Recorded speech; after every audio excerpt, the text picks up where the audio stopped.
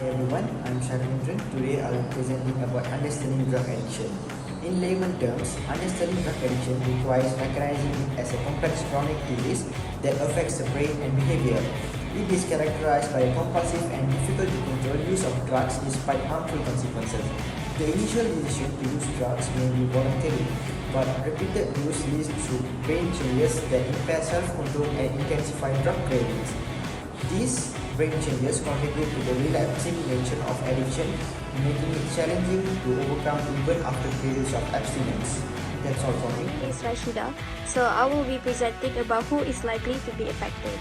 The first one is genetic people. So what does it mean by genetics people? Genetics people is people that have a family history of addiction that can increase the risk of an individual developing an addiction. So this is because certain genes may affect how a person's brain responds to drugs. Some people may inherit genetic variations that make them more sensitive to the rewarding of the effects of drugs, make it more likely that they will continue using them. The second one is people with bad environment. So by being exposure to drugs and a permissive or enabling environment can increase the likelihood of addiction. This is because the environment in which a person grows up and lives can have a profound impact on their likelihood of developing an addiction. So, the social and cultural factors in a person's environment can shape their attitudes and behaviors towards substance use. Next is people with mental illness. So, some individuals with mental health issues may turn to drugs as a way to self-medicate, attempting to alleviate the symptoms of conditions like depression, anxiety, or trauma. So, this substance use can provide temporary relief, but it also can impact the mental health problems in the long run. Number 4 is people with trauma and having adverse childhood experience. So people may turn to drugs as a way to cope with past traumas. For example, like physical or emotional abuse can lead to a heightened risk of addiction. Drugs may be used as a coping mechanism to numb emotional pain or escape from distressing memories and emotions. Lastly is people with early substance use.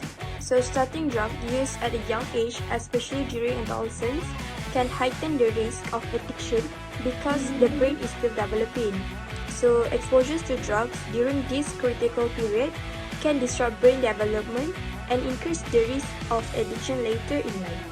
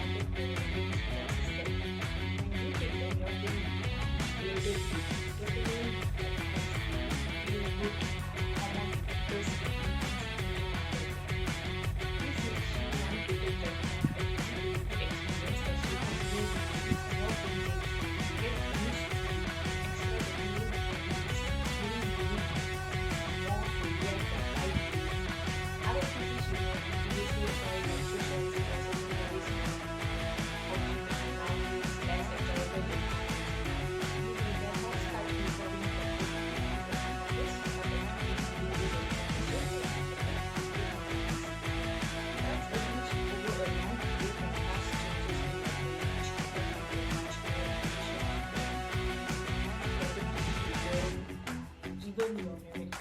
These changes can then contribute to wanting to take drugs again, even though you know it is bad for your health. Now, there are signs of drug addiction, and it is vital to be aware of these signs to support our loved ones and create a healthier, more compassionate society. The first sign to watch for is drastic changes in relationships, as people struggling with drug addiction may isolate themselves, withdraw from loved ones, or even exhibit erratic behaviors that strain their connections. Now, another key indicator is poor work performance. Employees who suffer from drug addiction might be chronically late to work, appear tired and disinterested in their duties, and receive poor performance reviews. Now, this affects not only their livelihood but also the companies they work for. For students, difficulties at schools can be a warning sign. They may show disinterested in school-related activities and experience a decline in grades. Education is essential, and these changes may indicate underlying issues. A noticeable lack of energy when performing daily activities is also another red flag. Drug addictions can drain one's physical and mental vitality, making even routine tasks a challenge. And as for financial struggles are common, money issues can stem from addiction as individuals prioritize their drug use over financial responsibilities. This can lead to debt, theft, or other illicit activities to sustain their habit. Now lastly, a neglected appearance is visual cue. Individuals may lose interest in personal grooming, clothing, and overall self-care. It's a clear sign that something is amiss. Recognizing when it's time to seek assistance for drug addiction involves being vigilant about several key signs and considerations. One critical indicator is the loss of control over drug use, where your ability to stop or moderate consumption is compromised despite being your intention to quit or cut down. This loss of control is a hallmark of addiction and often leads to a cycle of escalating use with severe consequences. Additionally, drug abuse can take a toll on your physical and mental health, leading to issues like weight loss, chronic illness, organ damage, depression, and anxiety. When these health problems start to emerge, seeking help becomes essential to prevent further damage. The decline in responsibility, such as poor performance at work or school and neglect of duties, is another red flag. Neglecting responsibilities can result in financial and social consequences that compound addiction-related problems. Finally, the development of tolerance, needing more of the drug for the same effect, and experiencing withdrawal symptoms when trying to quit are strong indicators of physical dependence. At this point, professional help is necessary, as attempting to quit without assistance may lead to relapse and make the recovery process even more challenging and harder. Assalamualaikum and a very good day everyone. So, drug addiction is a very complex and challenging struggle that affects individuals and families across the globe. The good news is that there are multiple effective treatments and options available. So in this section, we'll explore some of the key approaches that can make a significant difference in the journey towards a drug-free life. First, let's talk about cognitive behavioral therapy, or also known as CBT. This evidence-based approach actually helps individuals recognize and modify the thought patterns and behaviors that contribute to drug use. By understanding these trigger and cravings, it actually empowers you to make positive changes and equipping you with valuable coping strategies. And in tandem with CBT is medication-assisted treatment, or also known as MAT, that actually has been proven to be a game changer. MAT involves the use of FDA-approved medications to manage cravings, alleviate withdrawal symptoms, particularly useful in opiates and alcohol addiction. However, recovery isn't just about medications and counseling. Holistic and complementary therapies play a significant role as well, such as practices like yoga, meditation, acupuncture, and art therapy promote overall well-being, reduce stress, and also enhance your emotional and physical health.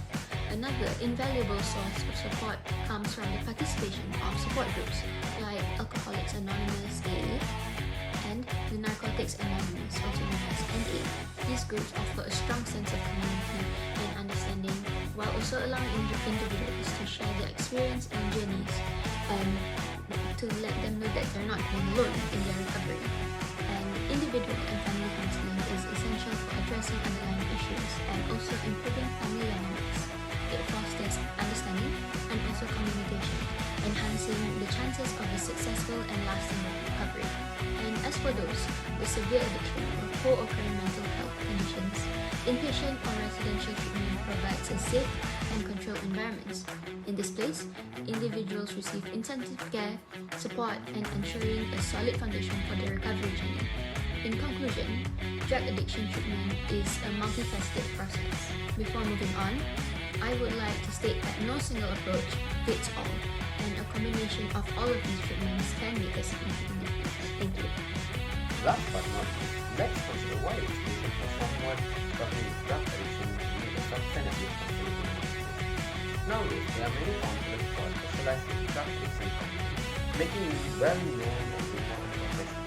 Firstly, counselors create a therapeutic alignment by raising trust, expressing empathy, and fostering collaboration with the patient.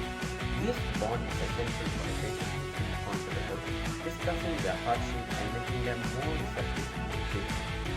Next, encouraging patient recovery involves adapting counseling style to enhance motivation throughout each stage of recovery.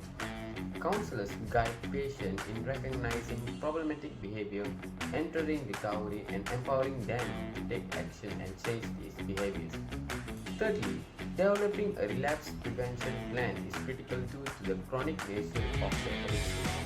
Counselors work with patients to create personalized plans to ensure patients are well equipped to avoid relapse.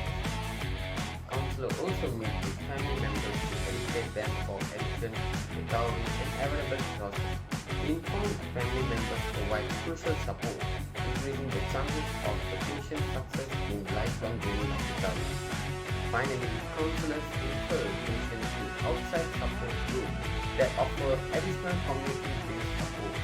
These groups provide accountability and pre-judgmental environment where individuals with similar backgrounds can share their stories, wisdom, and struggles. In summary, substance abuse counseling contributes significantly to the addiction recovery by building trust, empowering patients, preventing relapse, guiding families, and connecting patients with the external support groups. That's all from us. Thank you.